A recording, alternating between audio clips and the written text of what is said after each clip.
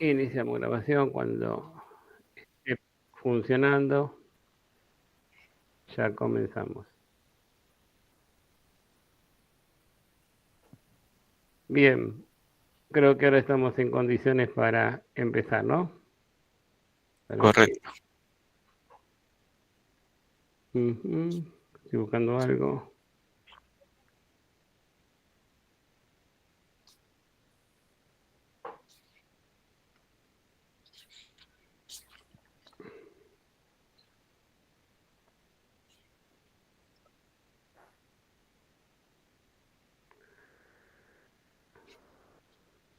Bien, ahora sí, comenzamos oficialmente. Le damos la bienvenida a todos los que están conectados en nombre de el ingeniero el magíster Ángel Alberto Barón Quimbayo, también el ingeniero Yasmín Alberto Rueda Matos y mi nombre Sergio Daniel Conde. Vamos a compartir un poquitito esta clase espejo sobre lo que es ingeniería de requerimientos. Un tema muy actual a todos los alumnos que tenemos de Argentina, a todos los alumnos que tenemos de Colombia. Se agradece infinitamente este tiempo compartido. Ya lo venimos haciendo hace algunos años con Ángel, con Yacine. Es la primera vez que hacemos este tipo de encuentros, siempre vamos renovando y actualizando estos conceptos, que son conceptos que no pierden nunca vigencia. Así que eso es bueno tenerlo. Acá vamos a hablar, pero pueden abrir el micrófono, levantar la mano, preguntar. No somos, no nos gusta hablar solamente, sino también escuchar opiniones y escuchar experiencias de lo que cada uno pueda transmitir, lo que están trabajando en sistemas, así que hay libertad de acción para poder que abran el micrófono y brindar sus opiniones. ¿Qué les parece si empezamos a los colegas con una pequeña pregunta para hacer un eje disparador? Gil, por lo fundamental, ¿qué es una ingeniería de requerimiento? Vamos a empezar a hablar qué es una ingeniería de requerimientos y a ver con qué nos encontramos. A ver, Ángel, ¿podés empezar? Sí, muy buenas tardes para todos. Bueno, pues siempre que hablamos de una ingeniería estamos hablando como de una disciplina, ¿no? Pero en sí es una rama de la informática, de los sistemas de información, eh, que se enfoca en determinar los requerimientos de un software. Por eso se llama disciplina, porque toca hacer primero una investigación para obtener unos conocimientos profundos sobre el tema y, por ejemplo, en el caso de nosotros los ingenieros de sistemas o los líderes de proyectos, deben de contar con un conocimiento profundo porque sí lo que tienen que hacer es un análisis para determinar cuáles son los requerimientos de determinado software partiendo de una necesidad de una organización. Yacine, ¿qué puedes aportar? ¿Ahí me escuchan? Sí, se escucha perfecto. Correcto. Bueno, ahora a todos, cordial saludo. Bueno, teniendo en cuenta lo que dice Ángel, pues él manifiesta que básicamente es una disciplina. Bueno, para mí sí es una disciplina que es muy importante dentro de la parte del desarrollo de lo que es el software, porque mediante esta disciplina podemos identificar, podemos analizar, podemos hacer también la parte de documentación, que más adelante pues me imagino que tocarán el tema. Podemos también hacer validaciones y gestionar pues todo lo que son los requerimientos de un sistema. Y estos requerimientos básicamente van a representar todas las necesidades y todas esas expectativas que realmente tienen los usuarios, ¿ya? Y otras partes que también están interesadas respecto al software que se va a desarrollar o al que se va a crear. Y podría decir también que tiene un objetivo principal en la cual busca es asegurar que el sistema realmente cumpla realmente con lo que el cliente necesita y no solo con lo que el desarrollador podría interpretar. Si fallan los requerimientos, pues todo el proyecto podría irse, digamos, no podría tener un buen éxito, ¿verdad? Y por esa razón, pues esta etapa, digamos, es muy clave para el éxito que tendría el desarrollo del software. Ese sería, digamos, lo que tendría por decir. Yo de mi parte coincido con ambos, con Yacine, con Ángel, y quiero resaltar algo, que muchas veces no lo tenemos en claro. Muchos dicen ingeniería informática o la ingeniería de software es una ciencia. Y como bien lo dijeron, no es una ciencia, es una disciplina. Así que eso es bueno como valor resaltarlo. Y al hablando de ingeniería de requerimientos, ¿qué pasa con la ingeniería de requerimientos? Es fundamental, como están diciendo. Vamos a suponer una bicicleta. Si no tenemos las ruedas, por más bicicleta, por más cuadro que tengamos, ¿nos sirve de algo una bicicleta? Creo que no nos sirve de nada, mucho no nos va a servir, por más que tengamos el cuadro y no tengamos unas buenas ruedas. Entonces, esa ingeniería de requerimientos, ¿para qué nos va a servir? Para descubrir los requerimientos, esa rueda que necesitamos, ¿para qué?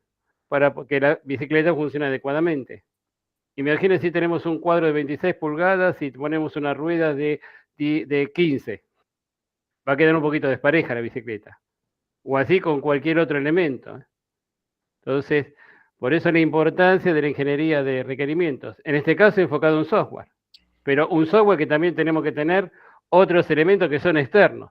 Así que los requerimientos, y se nos va a complicar después, lo dejo para pensar esto. Y después el tema de requisitos, porque después encima nos complican con requisitos. Así que miren la importancia de la complejidad de una buena ingeniería de requerimientos. Y ahora, pensando un poquito en esto, les hago otra pregunta, vamos a hacer una pregunta, a ver qué opinan. ¿Cuál es la diferencia entre un requisito y un requerimiento de software? Ahí lo quiero ver, a ver. Así fue algo. Ángel, todo tuyo. Bueno, pues hay que tener en cuenta lo siguiente. Pues un requerimiento demarcan las necesidades generales que debe cumplir un software, es decir, las funcionalidades como tal. Pero un requisito lo que hace es detallar, ¿cierto?, de forma adecuada cómo se va a cumplir ese requerimiento. Eso es lo que yo comprendo en ese aspecto y realmente es lo que tenemos como experiencia, porque en el momento en que se va a construir un documento de especificación de requerimientos, pues obviamente este se tiene que detallar con los requisitos para indicar la forma en cómo se han de cumplir estos requerimientos. Yacine. Bueno, esa siempre es una buena pregunta, y siempre también es muy común cuando también doy las clases en ingeniería del software. Yo pienso que sencillamente yo podría decir que un requisito, pues, digamos, es una necesidad o una expectativa general que tiene el usuario, ¿no? Tiene el usuario o tiene el cliente. Puede ser algo amplio o no necesariamente técnico. Y un requerimiento de software podría ser una traducción técnica, ¿verdad? Y detallada de ese requisito. Eso también puede ser expresado en forma más clara y comprensible para que pueda ser, digamos, implementada pues, para los desarrolladores. Por ejemplo, yo podría decir que un requisito podría ser, por ejemplo, quiero que los clientes puedan hacer pedidos fácilmente, ¿ya? Y un requerimiento de software podría ser que el sistema deba permitir que el usuario realice un pedido seleccionado, seleccionando productos, ¿verdad? Desde un menú y confirmando de pronto la compra, puede ser pues con un solo clic. Eso de pronto podría ser, digamos, como así muy cortico, muy sencillo, lo que es decir lo que es un requisito y lo que es un requerimiento. Sí, comparto lo que dicen ambos colegas y vamos a profundizar un poquito más, ya que estamos con este tema de requerimientos, de requisitos. Ahí Ángel hizo alusión que un requisito, hay documentación para poder plasmarlo. Y una documentación creo que viene justo para traerlo, donde puedo explicitar esos requisitos y un poquito más cualitativamente, es el SRS 830. La especificación de requisitos, la especificación de requerimientos bajo el estándar el triple IEEE 830. Entonces ahí puedo tener un bosquejo más detallado de esas funcionalidades que van a tener ese desarrollo de software. No sé si estás de acuerdo, Yacine. Creo que ahí tenemos una herramienta válida. Por un lado tenemos los requerimientos funcionales y no funcionales. Los funcionales asociados al sistema, los no funcionales a la parte externa. Ahí dijiste algo, Yacine, algo muy coherente, que es algo necesito, no solamente necesito un requerimiento, sino también un requerimiento no funcional. Sistema operativo Windows necesito. O una memoria de 1 terabyte, algo que se me ocurre. Y la otra parte que es fundamental, la documentación, la parte esa cualitativa, esa parte de donde puedo plasmar esos requisitos más detalladamente, más estándar, describirlos, es el SRS 830. Creo que por ese lado estamos haciendo un complemento, esos requerimientos funcionales, no funcionales, a través de un estándar. ¿Qué opinan? Bueno, pues, doctor Sergio, por ejemplo,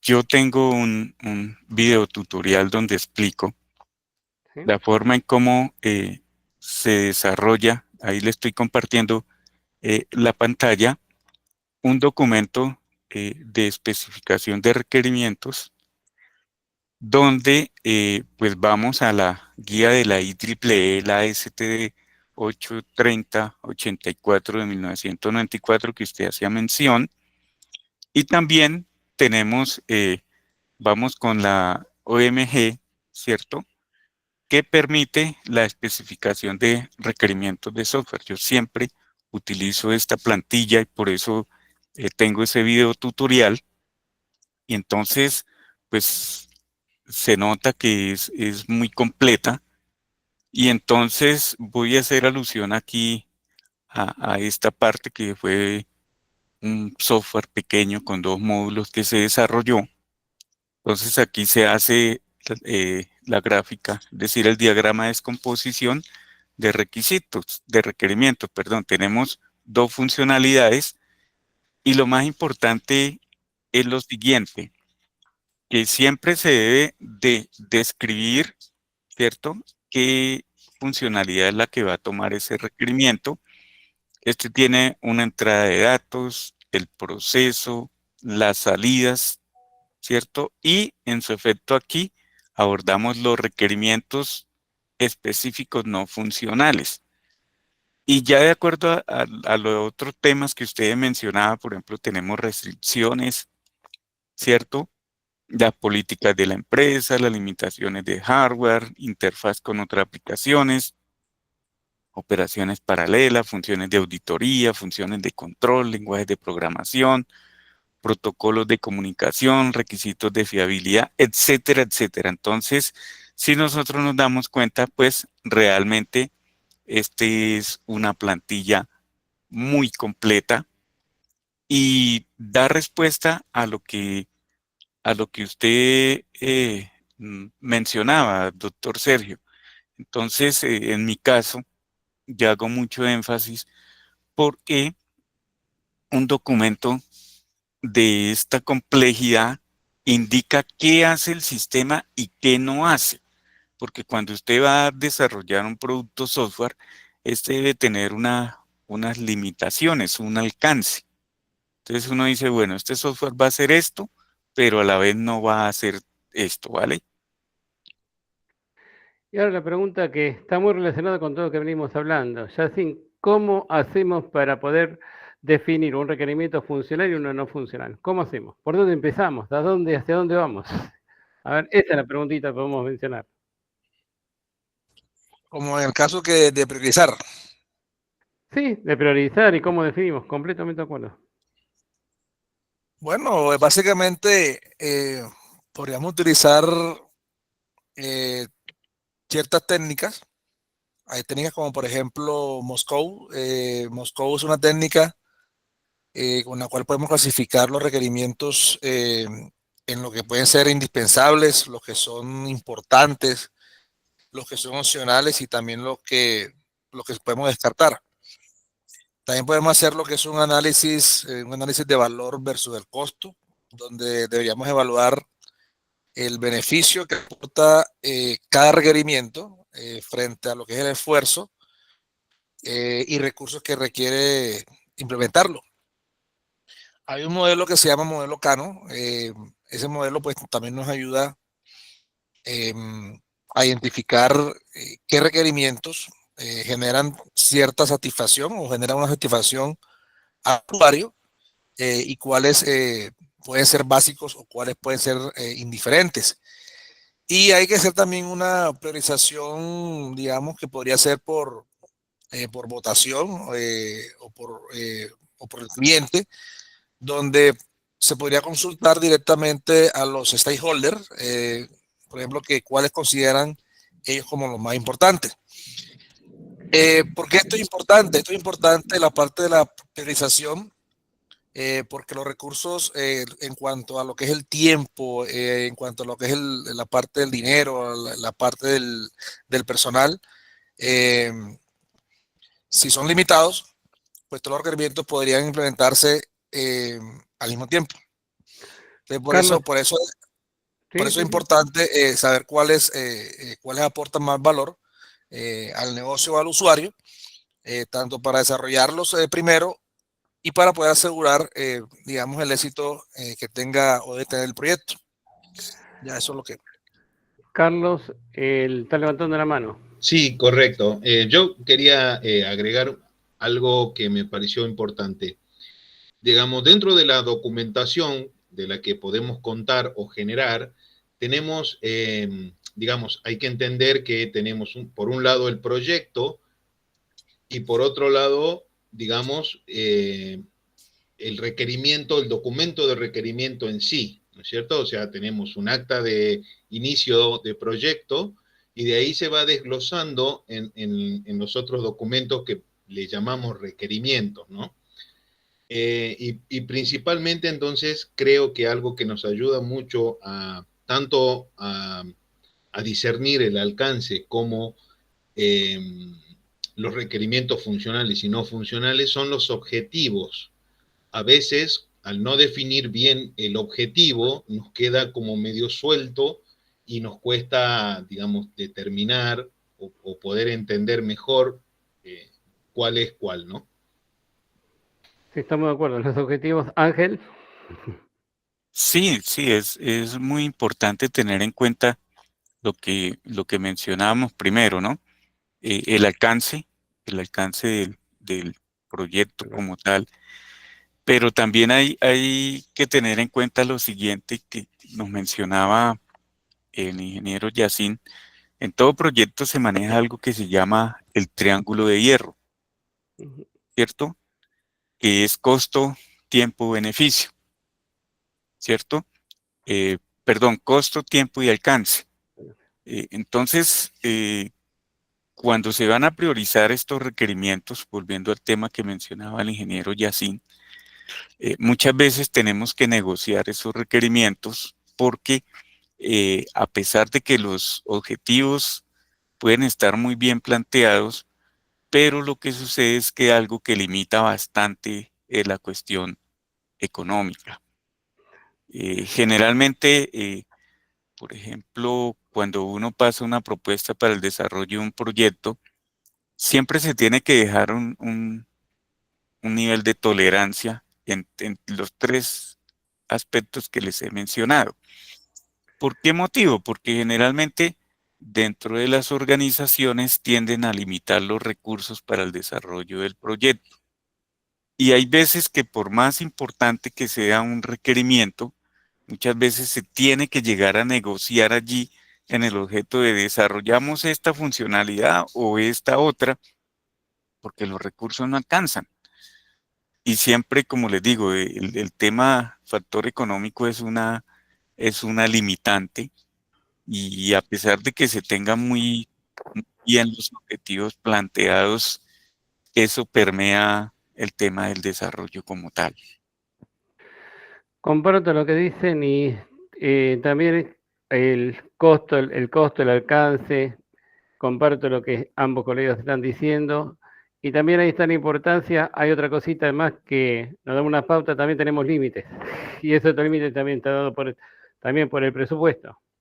Hay un límite a contemplar, hay un límite que tenemos en el proyecto, entonces creo que también el límite entra a jugar un factor.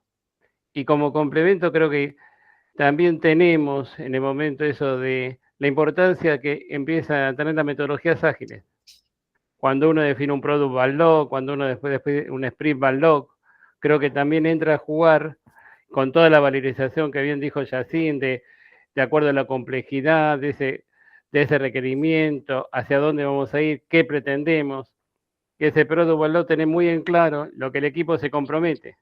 Acá estamos trabajando con equipo de desarrollo, con múltiples equipos de desarrollo, de análisis, entonces tener muy en claro hacia dónde vamos. ¿Dónde lo podemos ver eso? En un product backlog y después lo bajamos a un sprint. Entonces ahí empiezan a jugar la importancia de las metodologías ágiles. Las metodologías ágiles que hoy están de moda. Así que eso es fundamental tenerlo en cuenta. Creo que es un elemento muy fuerte hoy en la actualidad. Bueno, Sergio, yo quiero hacer una acotación referente al tema de las metodologías. ¿Sí? Hoy día, para nadie es un secreto que considero que por encima del 90% se desarrollan aplicaciones con orientación a la web. Por no decir que todas, no me atrevo a decir que todas porque pues obviamente no tengo la certeza. Entonces, ¿qué sucede? Ustedes mismos se han dado cuenta que el software se desarrolla por módulos. Entonces, para esto, existe también una metodología que muchas personas desconocen o no se aplica. Voy a escribir acá en el chat el nombre y es la metodología UWE de Nora Core. ¿Qué sucede? Resulta que, bueno, pues este modelo es muy práctico, pero pues presenta falencias en el sentido de que, por ejemplo, no es necesario construir un documento de especificación de requerimientos como lo hemos mencionado con la magnitud que les presenté, sino que allí estos requerimientos se manejan a través de casos de uso. Y no requiere mucha cosa porque son 4 o 5 elementos que se tienen en cuenta. Ustedes saben que los diagramas UML, pues algunos son complejos y se requieren 4 o 5 diagramas. Lo importante es comprender el diagrama de navegabilidad. Ese es el más complejo, pero tampoco es tan complicado. Entonces, pues esto nos permite unos desarrollos de una manera más ágil referente al tema de la documentación.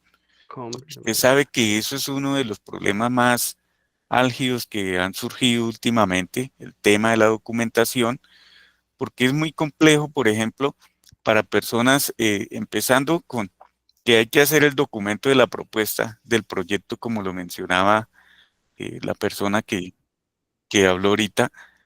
Ese es uno.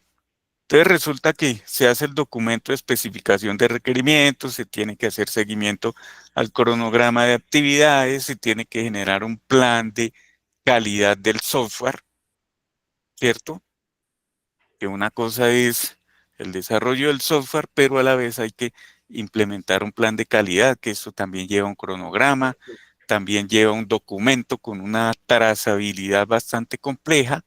Entonces, claro, uno se pone a mirar esa dimensión y es más difícil. Yo le digo a mis estudiantes, muchas veces es más difícil documentar el software que el mismo desarrollo, que la misma generación de código. Entonces, yo lo digo por experiencia y he tenido la posibilidad de documentar estos productos y simplemente con esos 2 documentos se da uno cuenta que es bastante complejo, tanto el plan de calidad como el documento de especificación de requerimientos. Haces pensar mucho, Ángeles, con todo lo que estás diciendo y comparto todo, comparto. ¿Por qué haces pensar mucho? Hablaste de documentación. de la documentación que mucho no le da importancia. Ahora las empresas se están definiendo como requerimiento funcional, uno de los requerimientos funcionales documentar. Por ese simple motivo que estaba diciendo. La documentación tiene la misma importancia o mayor importancia que es en forma global que el desarrollo. Así que fíjense la importancia de la documentación. ¿Por qué se da el tema de documentación? Porque es que se dieron cuenta las empresas. Hay alta rotación de personal. Se va un personal y queda la documentación incompleta. Al no quedar documentado, ¿qué hacemos? Quedaban en el aire. Entonces, están exigiendo que se defina como uno de los requerimientos funcionales la documentación. Y ahí hablaste de casos de uso. Comparto completamente. Cuando doy una clase, sí, todo tuyo. Ya redondeé la idea nada más. Cuando hablaste de casos de uso, no nos olvidemos, fíjense la importancia de definir bien un requerimiento funcional. Cada requerimiento funcional después se convierte en un caso de uso. Y ese caso de uso después tenemos las interfaz y podemos hablar de historia de usuario, esa interfaz podemos sacar historia de usuario y después podemos hacer un mix entre esas interfaces y esos casos de uso y podemos sacar un diagrama de clase. Así que miren la importancia de una ingeniería de requerimientos hacia dónde vamos. Así que ahí dice Carlos, los casos de prueba están en el caso de uso. Completamente de acuerdo, Carlos. ¿Sí? Es muy válido lo que está diciendo. Yamín, sí, perdón. No, eso de la documentación, que a veces, bueno, las grandes empresas desarrolladoras de software saben la importancia de eso. Y como pasa en todos otros procesos, no solamente en ingeniería de sistemas o de software, lo que no está escrito, ¿cómo lo compruebo? Lo que no está documentado, ¿cómo lo verifico? No hay evidencia. ¿Verdad? No hay evidencia. evidencia. Y ahí es donde vienen los problemas cuando uno desarrolla software, que en la parte de ese análisis de requerimientos, cuando uno define los alcances y más adelante si viene el usuario o viene el cliente y te mete otra cosa diferente, ¿verdad? ¿Cómo tú le puedes demostrar a él que eso no fue lo que se definió en la etapa de levantamiento de información o de análisis de requerimientos? No, mira, aquí está el documento donde se plasmó lo que se trabajó en la mesa en la mesa de trabajo, ¿verdad? Con los stakeholders. Esto fue lo que se definió en los requerimientos, los funcionales no funcionales, esto fue lo que usted aprobó. Pues yo lo tengo documentado, tengo forma de mostrarle cuál fue el alcance de esos requerimientos y hasta dónde iba a llegar el software o el proyecto. Pero si no tengo que demostrarle eso, no está documentado, ahí es donde vienen los dolores de cabeza y vienen los conflictos y los malos entendidos entre las partes involucradas en el desarrollo del software. Sí, Ángel. Sí, mire, voy a comentar un tema que es fundamental. Por ejemplo, muchas veces en lo que mencionaba el doctor Sergio, cuando se va una persona que es fundamental en un proyecto, pues vamos a tener inconvenientes delicados. ¿Por qué? Porque, es decir, cada uno tiene su forma lógica de hacer las cosas y viene otra persona que desconoce totalmente el proceso, se va a enredar allí. Y muchas veces le sale mejor iniciar nuevamente de cero que ponerse a hacer reparaciones. Eso por un lado. Por otro lado, quería comentarles que por experiencia propia conocí una persona que tuvo un, un contrato, hizo un contrato con una organización del Estado y resulta que pues no dejaron muy claro el tema de los requerimientos, porque es que una cosa es decir mi software hace tal cosa y otra cosa es explicar detalladamente qué es lo que va a hacer el software. Cuando hablábamos de requerimientos y requisitos, pues eso es lo que se debe hacer. Entonces resulta que como el proyecto lo tenía con una entidad del Estado, cada de esos funcionarios los van sacando, los que son directivos, salen cada 2 años, cada año por X o Y circunstancia. Entonces, cada vez que llegaba una persona nueva allí, le exigía otras cosas. Y así sucesivamente duró 9 años trabajando en el mismo proyecto y trabajando gratis. Afortunadamente, nombraron un amigo en el cargo que, que tenía la dirección en esa área. Entonces, afortunadamente, le dio el visto bueno, le recibió y pudo salir de ese problema tan tenaz. ¿Por qué? Pues es muy difícil, por lo menos cuando no se delimitan las cosas. Y eso se hace es a través de documentación, tal como le decía el ingeniero Yacine y el doctor Sergio. Lo que no esté documentado es muy difícil comprobarlo. Sí, cada vez más evidencia. Y ya que estamos hablando de esto, ¿qué riesgo implica tener una mala definición de requerimientos funcionales o no funcionales? ¿Alguien puede dar una respuesta a eso que muchas veces uno se plantea? ¿Cuáles son los riesgos de tener una mala definición de una mala política? Carlos, sí. Muchas veces se dan estos gaps entre los requerimientos que plantea negocio con lo que el área de análisis funcional, digamos, puede llegar a entender. Por eso siempre es bueno hacer una validación cruzada de ese documento, porque hay una frase, ¿no? Que dicen, yo me hago cargo de lo que digo, no de lo que vos entiendas. Por lo tanto, digamos, para evitar ese gap que se genera entre lo que opina o quiere negocio y lo que agarra el equipo de analistas funcionales, creo que siempre es bueno hacer una validación cruzada. Sí, completamente de acuerdo. Y ahora está bueno lo que sostiene el compañero Carlos. Yacine, ¿qué quieras aportar? ¿Una visión?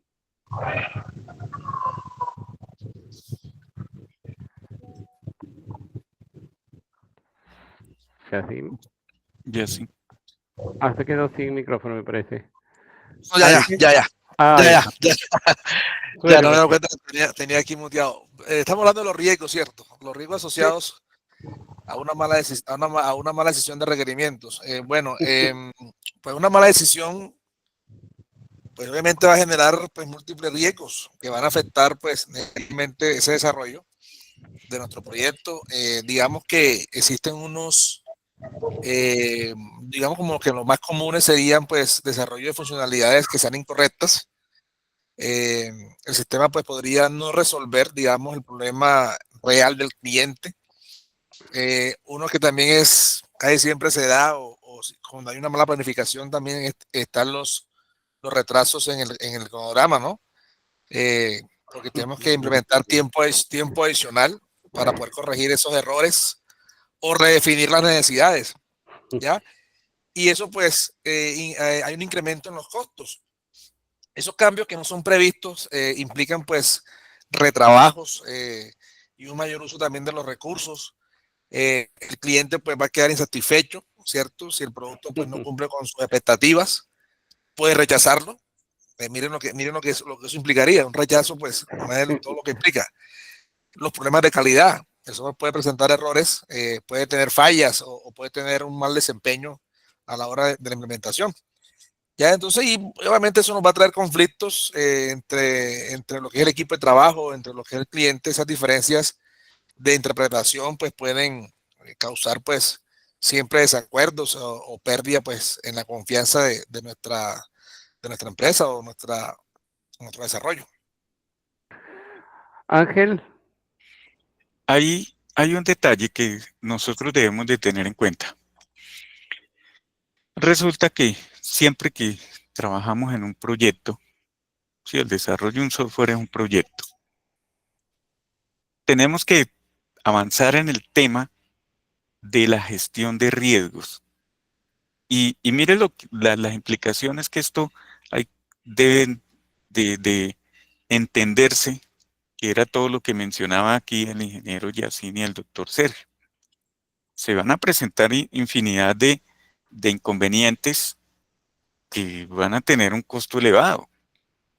Entonces, para eso se hace el tema de la gestión de riesgos, pero por favor hay que tener en cuenta lo siguiente. Una cuestión es la gestión del riesgo del proyecto a nivel general, ¿sí? Que implica en el tema del desarrollo. Y también se hace una matriz de riesgo frente a temas de seguridad y de calidad del software, ¿vale? Es que por eso yo les menciono que el tema de la documentación es compleja. Hay personas que piensan solamente, no, yo tengo el documento, el proyecto, la propuesta y ya cumplí con eso. No, señor, hay que generar un cronograma de actividades muy bien elaborado hay que hacer un plan de calidad muy bien estructurado que vaya inclusive de la mano con la metodología de desarrollo, porque esta metodología implica tener una serie de actividades o acciones que son las que nos van a permitir cumplir con el desarrollo. Pero a su vez se tiene que generar tanto el plan de calidad como los cronogramas de actividades para hacerle seguimiento a la calidad del software y para el tema de la seguridad. Entonces es allí donde entra el tema de la gestión, porque hay que mitigar todas estas acciones, mitigar el impacto que nos puede generar una acción de estas. Comparto completamente lo que están diciendo ambos colegas. Apoyo la postura de Ángel cuando es fundamental tener un plan de riesgos, un análisis de riesgos. Está bajo la norma ISO la 27099. Está el análisis de riesgo donde hay dos variables que tener en cuenta. La probabilidad de ocurrencia y el impacto.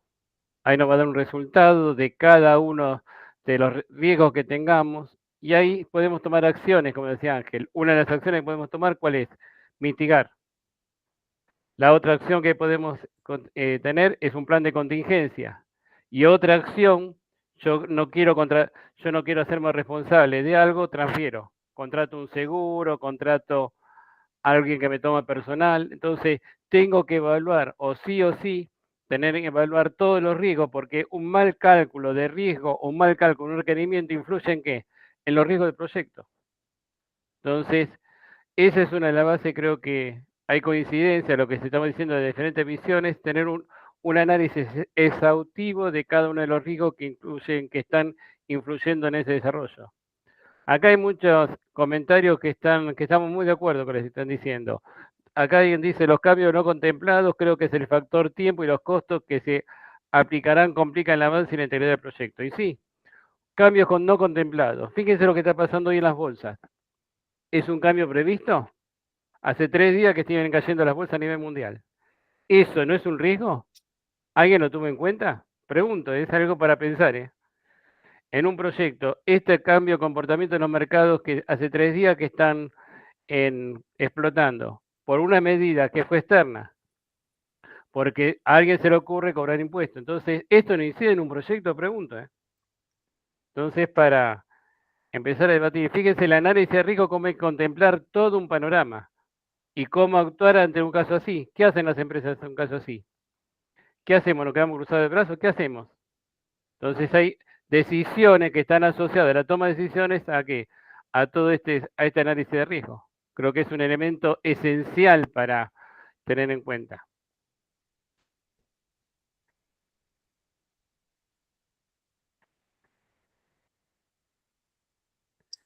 Ya que estamos, un compañero ahí habló de análisis, y ahora la pregunta es, ¿cómo hacemos, cómo identificamos, qué técnicas se les ocurre a ustedes para hacer un buen identificación de requerimientos? ¿A dónde recurrimos? ¿Hacia dónde vamos?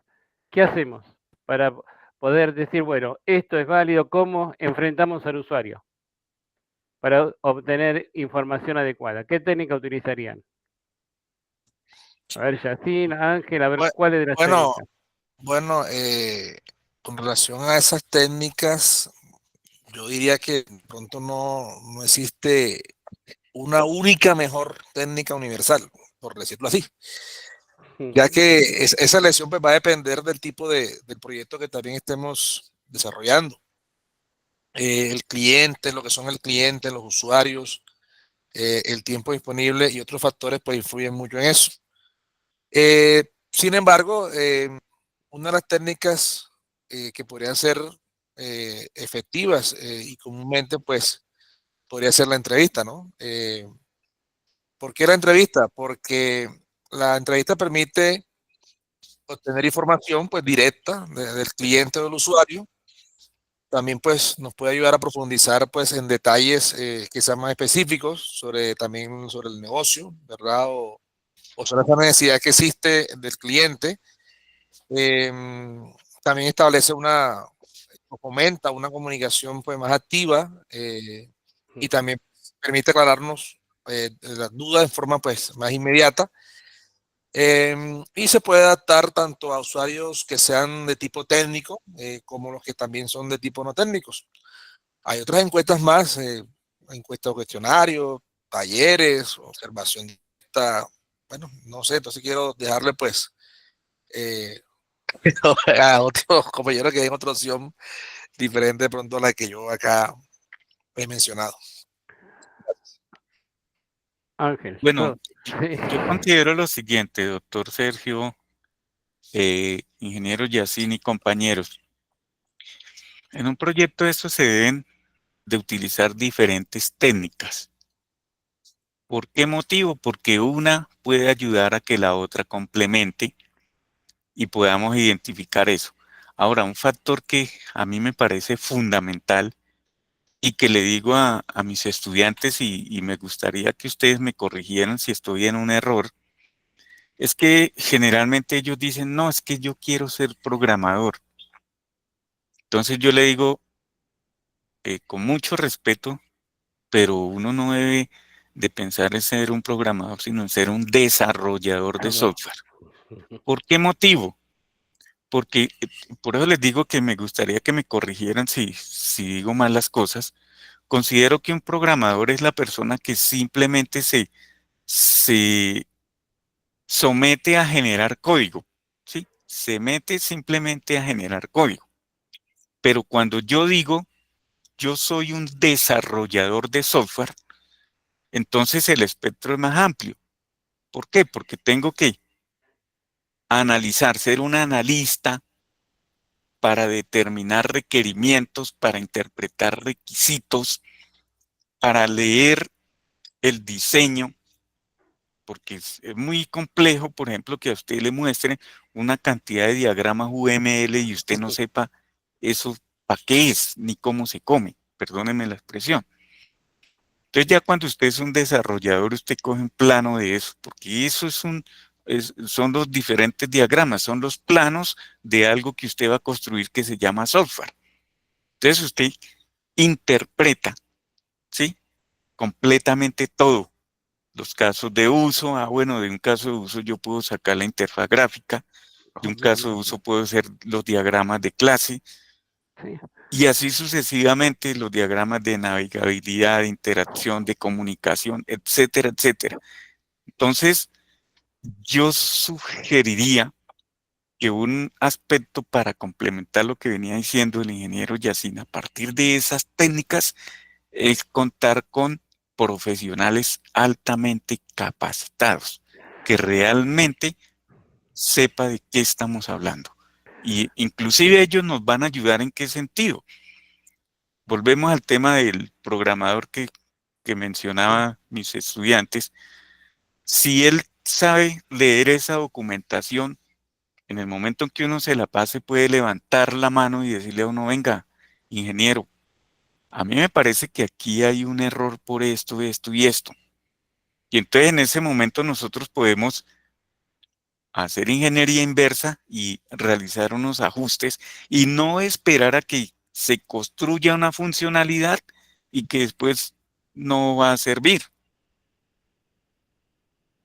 Eso era lo que quería Sí, comentarles. coincido con lo que dice, menos mal que somos dos que estamos equivocados entonces, no, porque vos hablaste ahí de caso de uso, haces una interfaz y yo hago eso mismo, y de la interfaz después puedo hacer el diagramita de clase, pues lo tengo todo armadito, entonces no estás equivocado, somos dos que estamos andando con el mismo camino, y yo creo que Yacine también lo podemos incorporar a esta postura, creo que hay una forma de trabajo que hay que respetar. Si tenemos en claro que partimos requerimientos funcionales, casos de uso, hacemos interfaz y podemos hacer un diagramita de clase, creo que estamos por un buen camino, una buena técnica para poder plasmar el análisis. Y después ahí hay un compañero que dice cuestionarios y encuestas, historia de usuario. Ojo que, Pablo, en las historias de usuario te sale de lo que te responda ese cliente, que ese usuario que estás entrevistando. No lo vas a tener en claro de entrada. Va a surgir la historia de usuario en base a esa información que recibas. Por eso la importancia de tener un poquitito las encuestas, cuestionarios y algo que me gusta, yo vengo de otras épocas, que es la observación directa, el trabajo de campo. Creo que es otra que, no sé si por la experiencia, no por la edad, ojo, por la experiencia que uno tiene, una de las cosas que da muchos resultados es la observación directa, el trabajo de campo. Ir y ver los procesos. Y ahí Sí, empiezan a valorar esos procesos. Que un proceso tiene que ser medible, la importancia de un proceso. Si un proceso me falló, estamos en el horno. Carlos, sí, podés abrir el micrófono. Sí, incluso cuando uno puede ir al campo puede saber qué vicios procedimentales tiene la organización, ¿no? O sea, Sí, es decir, la cultura organizacional. Sí, completamente de acuerdo. uno puede diseñar el mejor software para tirar el cohete a la luna, pero si lo usan mal las personas, Sí, estamos completamente en de el acuerdo. horno, ¿no? Sí. Y a veces sale mucho más barato cambiar una conducta Sí, que a armar toda una funcionalidad que evite esa conducta, ¿no? sí. Aparte, creo que ya que estamos compartiendo ese tipo de experiencia, con 2 minutos que hables con el cliente ya te das cuenta si se está mintiendo o no se está mintiendo. Sí, o de última Así que- uno le muestra los números a los dueños y ya santo remedio. Se ahorra tanta plata si hacen esto. Ah, listo, perfecto. Muy bueno. Pablo Alejandro, dale, Pablo. Sí, sí, no, profe. Yo me acordaba el año pasado, terminé con seminario y así el proyecto en el Hospital de Urgencias de Córdoba. Y bueno, el historial de usuario, el trabajo de campo, para hacer dulce la cantidad de cosas que empiezan a aflorar y que nutren mucho a lo que van a ser la especificación de requerimientos del sistema que vamos a hacer. Porque sí, es fundamental. Después usted dijo de la vieja época, pero la verdad que y un poco ir al hueso esa. Y bueno, era experiencia, che, son épocas, son experiencias, ¿sabes lo que me tocó, no? Luchar contra eso. Ángel, todo tuyo. No, mire, volviendo al tema de lo que mencionan aquí los compañeros, uno se da cuenta de que hay organizaciones que hacen lo mismo.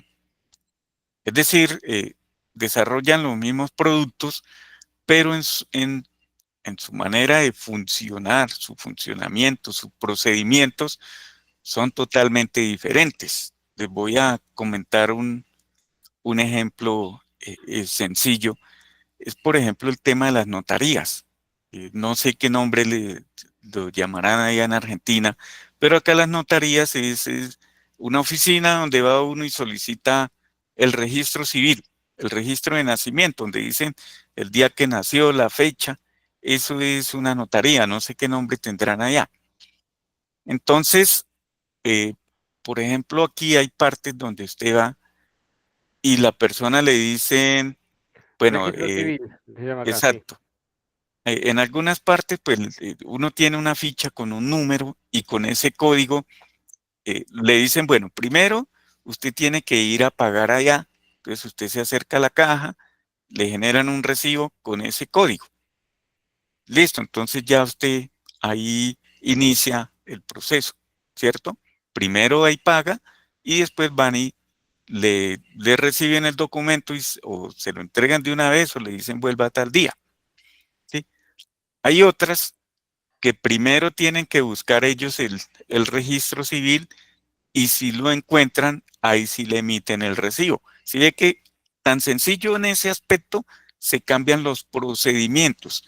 Entonces, muchas veces lo que decía el señor Carlos, me excusa, no sé si el doctor, bueno, en todo caso, pues tiene razón porque eso ya muchas veces son vicios del individuo como tal. Así estén documentados los procedimientos, el individuo tiene un comportamiento diferente. Para ir cerrando, entonces, para cumplir con el horario pactado, primero vamos a abrir micrófonos. Bueno la participación de Carlos, bueno la participación de Pablo. Algún compañero de los que están escuchando que quiera. Zoraida, bienvenida Zoraida. ¿Algún compañero que quiera aportar algo? ¿Alguna de los que están conectados? ¿Alguien que quiera aportar alguna experiencia? Pueden abrir micrófonos. No, profe, justo cuando se empieza a poner lindo ahí, Sí, se termina la clase. así no, para respetar el tiempo y para no perjudicar las tareas diarias que están haciendo. Creo que es muy productivo y vale este tipo de encuentros, vale mucho, que hace falta. Y fíjense que la problemática que tenemos en Argentina la tienen en Colombia, así que acá no hay, estamos todos en el mismo barco, así que acá se dieron cuenta que no solamente son las problemáticas que tenemos aquí, la tenemos en Colombia, la tenemos en todas partes, con la documentación, renegando con la documentación, cumpliendo con los costos, con el alcance. Ahora que levanten la mano acá, los que están acá, ¿quién cumple con el alcance? ¿Quién cumple con un cronograma de proyecto? ¿Alguien cumple? El que levanta la mano es un mentiroso. Acá, así que no creo que nadie cumpla con el cronograma, nadie cumpla. Y mirá que se viene insistiendo hace años con esto. Así que hay alguien que está llorando. No, no se deprima, no entre en ataque de pánico. Miranda, no entres en ataque de pánico. Así que nadie cumple con esos alcances de proyecto. Pero no vale la pena, no hay que bajar los brazos, hay que seguir insistiendo sobre la fundamentación de la ingeniería de requerimientos. Y este tipo de encuentros vale la pena apostar. Soledad, ¿estás escuchando? Bien. Gracias por estar presente. Sergio, Sí, en una sesión que tuvimos, recuerdo que participó un señor del Perú. sí, me acuerdo. Sí, me acuerdo. Sí, y también Y coincidíamos en lo mismo, ¿no? sí, Entonces es complejo el tema. El ingeniero era Ray Leonardo, que yo por acá tengo el contacto, y él también sí, Ray Leonardo, él nos mencionaba lo mismo. Entonces, pues nos damos cuenta de que efectivamente esto es a nivel de Latinoamérica, posiblemente tenga un alcance mucho más amplio, pero se presentan las falencias en temas de documentación, en temas de que, pues yo considero que realmente en un equipo de desarrollo las personas deben de ser profesionales muy integrales, porque realmente se requiere mucho conocimiento, por ejemplo, en el tema del rol que desempeñe, por ejemplo, el líder de un proyecto, o la persona que se encargue de revisar la documentación y de todos los aspectos, porque si nos damos cuenta, nos van a exigir, o dependiendo del software, muchas veces tenemos que saber hasta qué tipo de red de datos se va a implementar ese producto como tal. Tiene que tener conocimientos de tipología, de red, de topología, etcétera, etcétera. Y esto aborda un poco más profundo los temas, porque pues realmente se requiere que hayan esos conocimientos, ¿sí? Y eso es lo que va a permitir el rendimiento de un producto de estos de acuerdo a las implicaciones que este tenga. Adelante, sí, Carlos. Carlos. Sí, yo quería aportar esto que hace rato leía de Analía Belém. Sí, justo me lo sacaste, justo iba a responder. Que coincido completamente. Sí. Pero lo que pasa es que por lo menos yo me desempeño dentro de lo que es el área de análisis funcional en el circuito salud de la ciudad de Buenos Aires, ¿no? De Cava. Y uno de los grandes problemas que nosotros tenemos ahí es que hablar de una documentación o pasa a ser como muy narrada, el requerimiento muy narrado, o pasa a ser una línea donde se comenta la API o el de backend, cuáles son los parámetros y qué devuelve en el request. Y se acabó. Entonces pasamos de algo como muy blando, como una historia de 600 páginas, a 2 hojas que simplemente cuentan cuáles son los parámetros del backend. O sea, no hay una documentación que realmente sea acorde, ¿no? Entonces, a veces, digamos, nosotros también, digamos, a nivel, yo los escuchaba a ustedes, y creo que cuando uno habla de la norma, tampoco se respeta la norma para la generación de los documentos, ¿no? Hay un Andrés Conde Calderón, yo soy un Sergio Daniel Conde Vila, así que Andrés Conde quizás una de esas tiene un pariente lejano, mira, el que si estás escuchando. Y bien, para ir cerrando entonces, antes que me olvide, está ahí en el chat para que pongan el presentismo. Por favor, no se olviden de poner el presentismo y registrar el presentismo. Así después lo elevamos para que lo tenga cada universidad, por favor. Así que Les, fomentan el presentismo. les comparto el link de mi canal para que miren, ahí tengo 3, 4 videitos que posiblemente les puedan ser útil. También se reciben sugerencias, ¿no? Porque uno tiene mucho por mejorar, ¿no? Sí. Y si les es útil, pues chévere. Ah, excelente. Se van suscribiendo a los canales. Excelente. Bien. ¿Alguna preguntita? Algo que... Gracias por la participación de Pablo, de Carlos, de todos los que estuvieron participando. Y próximamente vamos a seguir con este tipo de encuentros, ¿eh? Seguir apostando, no estamos locos, estamos por el buen camino y de definir un poquitito lo que es la ingeniería de requerimientos y con otros temas, que hoy en la actualidad no podemos dejarlo, no podemos ocultarlo, que hay que seguir profundizando y ser discípulos de estos temas. Tenemos el privilegio de estar dentro del sistema, no cualquiera lo tiene. Entonces, y que podemos pensar todavía, que estamos con ganas de pensar. Así que eso es bueno para seguir con los desafíos. Así que dejo de grabar antes que me olvide. Doctor Sergio, muchas gracias por la invitación. Bueno, pues